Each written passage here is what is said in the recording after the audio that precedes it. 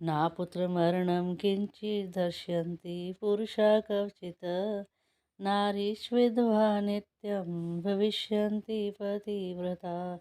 जब तक राम सिंहासन पर है, पुरुष अपने जीवन काल में कभी भी अपने बच्चों की मृत्यु नहीं देखेंगे और महिलाएं अपने जीवन काल के दौरान पतिभक्त और अविवाहित रहेंगी। नाचग्निजं भयं कञ्चिन्पशो मज्जयन्ति जन्तवः नावातजं भयं कञ्चिन्नपि ज्वकृतं तथा नाचापि क्षुद्भयं तत्र नाताराभ्यं तथा। राम के राज्य में उनकी प्रजा को जंगल की आग, आंधी तूफान या बीमारियों से कोई डर नहीं होगा और भूख या चोरों से कोई डर नहीं होगा और ना ही मवेशी बाढ़ के पानी में डूबेंगे।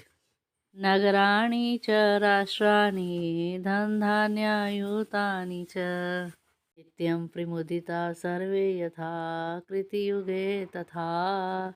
नगर और राज्य भी इसी प्रकार धन धान्य से परिपूर्ण होंगे। उसकी सारी प्रजा कृतयुग की तरह सदैव अत्यंत प्रसन्न रहेगी। अश्वमेघ शतरिष्टवा तथा बहु सुवर्णकै गवां कोट्ययुतं दत्त्वा विद्वद्भ्यो विधियन्नकम् अगेतयं धनं दत्त्वा ब्राह्मणभ्यो महयशा।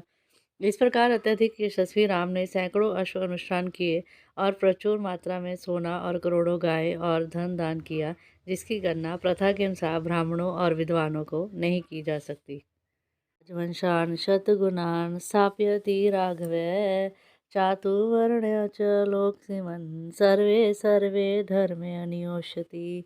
इस दुनिया में राघव 100 गुना राजसी राजवंश की स्थापना करेगा और वह 4 जाति व्यवस्था को बनाए रखेगा। प्रत्येक को अपने कर्तव्य में रखेगा, चाहे वह जाति बंधक या प्रांतीय राज्य बंधक कर्तव्य हो, ताकि एक संपूर्ण सामाजिक सद्भाव प्राप्त किया जा सके।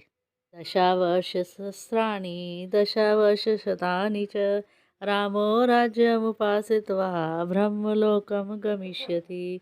10,000 वर्षों तक राज्य और अगले 1,000 वर्षों तक अर्थात कुल 11,000 वर्षों तक राज्य की सेवा करने के बाद राम ब्रह्म के धाम में जाएंगे।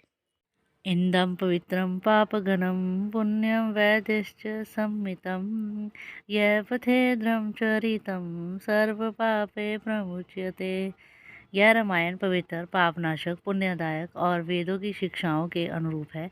जो कोई भी राम की इस कथा को पढ़ेगा वह वास्तव में सभी पापों से मुक्त हो जाएगा। एतदाख्यानमायुष्यं पाठ रावणं नरः सपुत्रपौत्र सगणः प्रेत्य स्वर्गे महीयते। यह रामायण दीर्घायु प्रदान करने वाली है।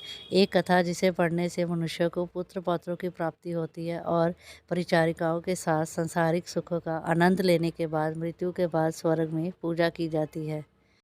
पाठं द्विजो वागृष्टं यात् स्यात् क्षत्रियो भूमिपतितं यात् वाणी ज्ञानपन्यफलतं यात् जनशः शूद्रोऽपि महात्म्यत।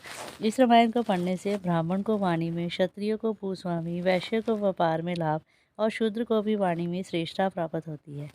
इस प्रकार ऋषि नारद ने ऋषि कवि वाल्मीकि को रामायण का सारांश दिया। इसी के साथ हमारे बालकांड का पहला सर्ग समाप्त हुआ।